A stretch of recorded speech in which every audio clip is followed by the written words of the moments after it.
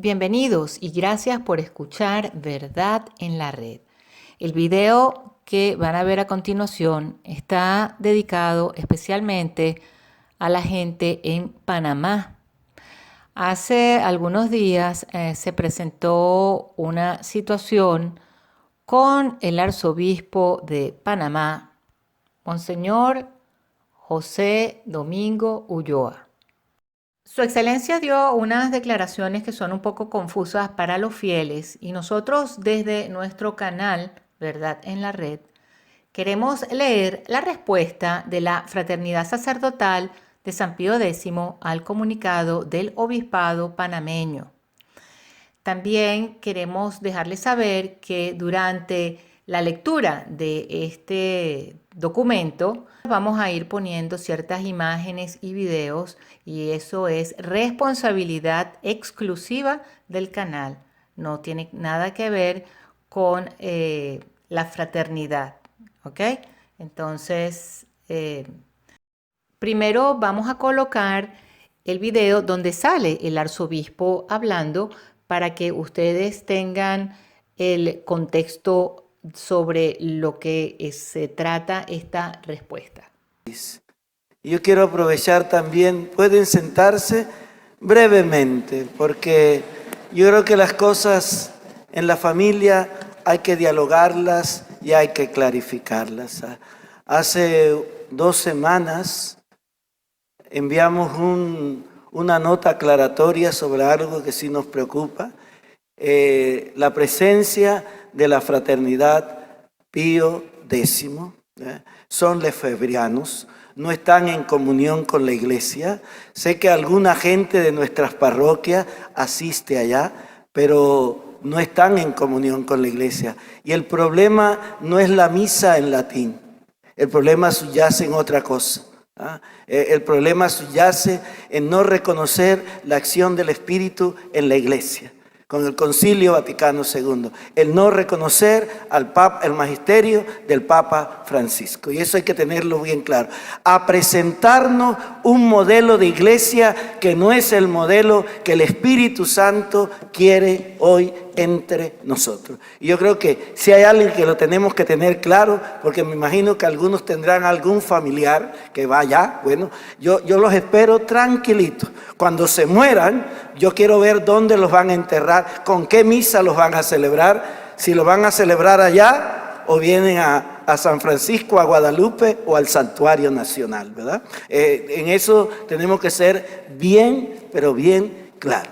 ¿Se defienden como gato pata arriba? Sí, pero la realidad es esta, ¿verdad? Y este tema hace 15 días lo hablamos tranquilamente con el Papa, con el dicasterio del culto divino, con la doctrina de la fe, y es una preocupación en la iglesia, y ellos dan la vuelta, ¿verdad?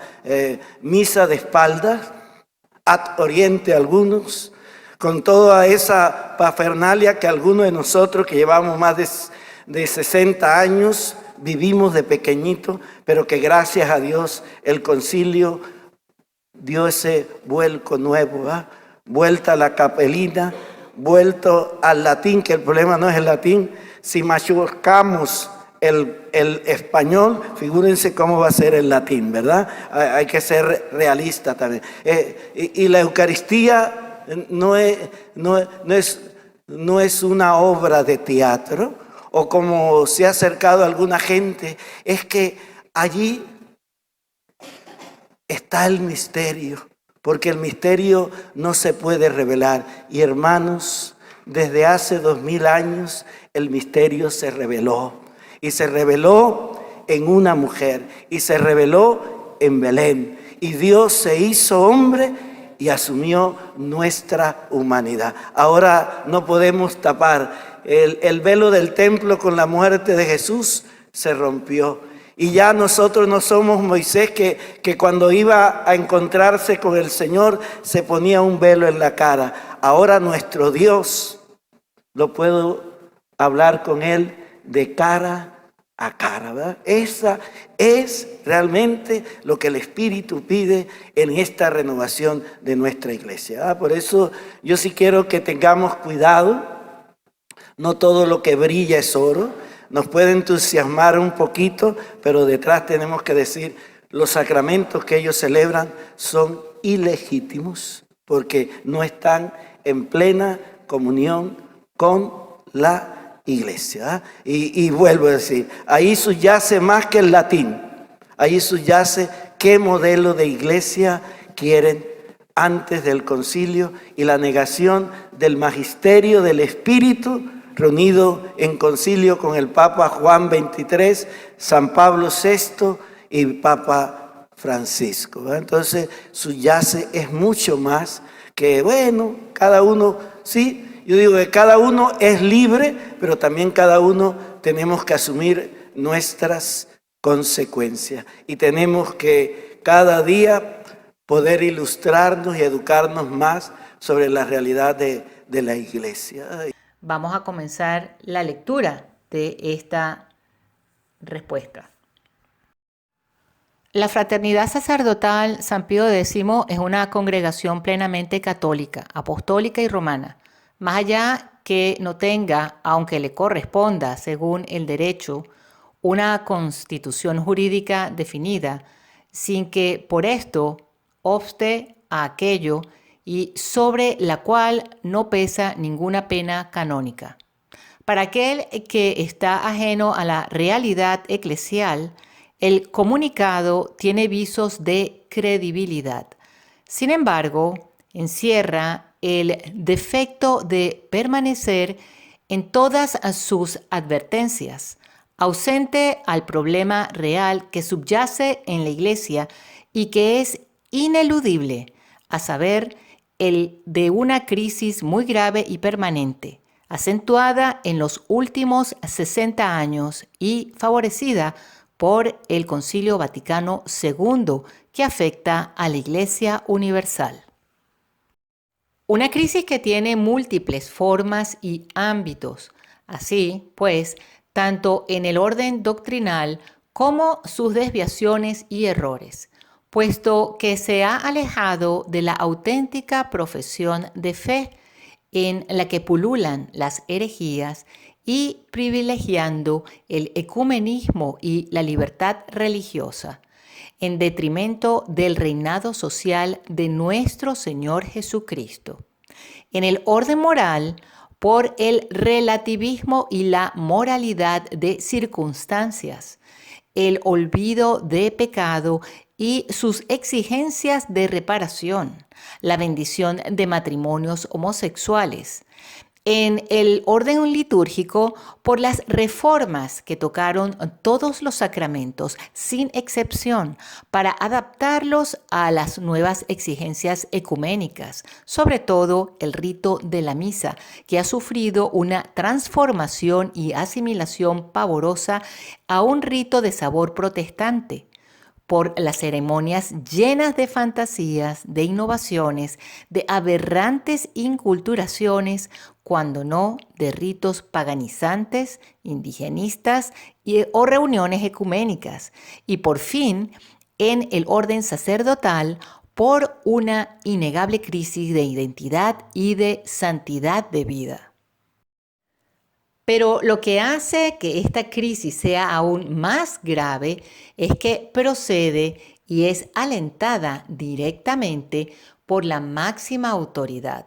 Son los papas postconciliares, todos sin excepción, quienes la han fomentado y agravado y ha constituido lo que se llama un estado de necesidad dentro de nuestra Santa Iglesia.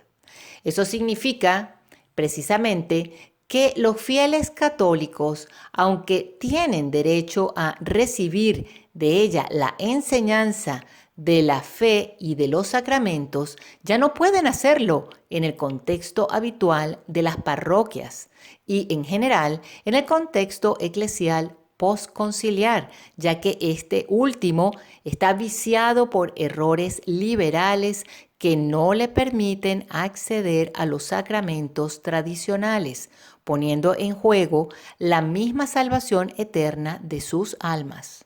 Ante esto, y recordando que todas las leyes canónicas y todo el aparato jurídico está dirigido al bien, estas no pueden constituir un obstáculo cuando en un caso excepcional la misma obediencia a la jerarquía debe llevar a profesar el error y cometer el mal. Habiendo recordado estas nociones, volvamos al comunicado. Ahí se afirma implícitamente la validez de los sacramentos administrados por nosotros. Sin embargo, explícitamente pretende su ilicitud o ilegitimidad, válidos pero ilegítimos. ¿Qué encierran estos términos? La validez mira a la existencia y eficacia de un sacramento. Así pues, para bautizar se necesita que el agua se derrame sobre la cabeza del bautizado, diciendo las palabras establecidas. La legitimidad mira al cumplimiento de una ley, si se habla de legalidad, término más genérico. Hace relación a una ley positiva, si de legitimidad indica conformidad con una ley moral y sinónimo de bondad. Pasar por un semáforo en rojo es una violación del código de circulación, pero quienes transportan a una persona herida pueden hacerlo en virtud de un principio superior, convirtiendo su acto en bueno y legítimo. Por lo tanto, ante un estado grave de necesidad, amparados en el mismo derecho canónico, cuyo canon 1752, orientado al bien común de la Iglesia, afirma que la suprema ley de la Iglesia es la salvación de las almas. Y el canon 840, recordando que los sacramentos son para la santificación de los hombres, válida y lícita legítimamente. Podamos no solo administrar los sacramentos, sino también establecer un lugar de culto, como hemos hecho en Balboa, con el beneplácito de nuestro superior general de la congregación, esperando contar algún día con el del ordinario del lugar, un faro de la tradición, puesto bajo la advocación de nuestra Madre Santísima, la Stella Maris, la estrella del mar, cuya feligresía es cada vez más numerosa y cuyas puertas, si bien muy humildes, están y estarán abiertas para recibir a los fieles católicos de buena voluntad. Súmesele secundariamente en nuestro beneficio y en contrapartida al comunicado que, como habían católicos que tenían un cierto temor o escrúpulo en conciencia de acercarse a nuestros sacramentos, el Papa Francisco, en el año 2015, llamado de la Misericordia, nos concedió explícitamente la facultad de confesar y de levantar la pena canónica de excomunión por el aborto, facultad extendida en el 2016, sine die, mediante el documento Misericordia et Misera. Y al año siguiente, el 27 de marzo del 2017, las delegaciones para las bendiciones matrimoniales. Para concluir, nos basta recordar que el motu propio del Papa Benedicto XVI, Summorum Pontificum, no hizo sino hacerles tomar conciencia a los sacerdotes que podían rezar la misa de siempre, puesto que ésta nunca había sido abrogada. No obstante, en Panamá, a pesar de las cartas y de los petitorios firmados por centenares de fieles dirigidos al obispo del lugar, nunca se le dieron curso ni respuesta alguna, tampoco. Entonces, estos, con pleno derecho, por el estado de necesidad, recurrieron a nuestra fraternidad para que viniera a darles los sacramentos en su rito bimilenario y canonizado por los romanos pontífices, en particular por el Papa San Pío V, quien con una bula a perpetuidad, quo primo tempore, afirma que todo sacerdote pueda celebrarlo sin incurrir en el fuero interno en pecado alguno y en el externo en ninguna sanción canónica, más allá del motu propio del Papa Francisco, tradiciones custodes, restrictivo del anterior, pero que no nos afecta sino de un modo indirecto, ya que por una parte nuestra misma congregación fue aprobada por Roma en 1970 con la exclusividad del rito de San Pío V y por la otra, en consecuencia, es mucho anterior al mismo motu propio del Papa Benedicto XVI, que tampoco directamente nos afectó. Quiera Dios que esta nuestra respuesta sirva para entender la razón de ser y el apostolado que ejerce la fraternidad. Se nos vuelvan a abrir las iglesias y las casas de retiros espirituales que para nosotros cerradas están y podamos ser recibidos por el ordinario del lugar, que hace 2 años no lo hemos dejado de intentar, más allá que en todo lugar. Hoy no se escucha hablar sino de apertura, acogida y sinodalidad. Hasta aquí la respuesta de la Fraternidad Sacerdotal de San Pío X al Obispado de Panamá. Lo firma el Reverendo Padre Ezequiel María Rubio, superior de la Fraternidad Sacerdotal San Pío X para América Central y el Caribe. Para los que gusten leer el comunicado, vamos a dejar el link donde podrán encontrar el artículo de la fraternidad. Bueno, aquí pueden sopesar realmente la preocupación que existe en un verdadero pastor que está preocupado por la salvación de las almas, que está preocupado por transmitir la verdadera fe y en un tono de caridad y muy lleno del Espíritu Santo. Nosotros, en Verdad en la Red, queríamos haber hecho esta respuesta unos días antes y gracias a Dios no lo hicimos porque seguramente nuestra respuesta no iba a estar tan llena del Espíritu Santo y de tal gentilicio como lo hizo el Padre Ezequiel. Que Dios lo conserve y lo guíe y lo proteja siempre.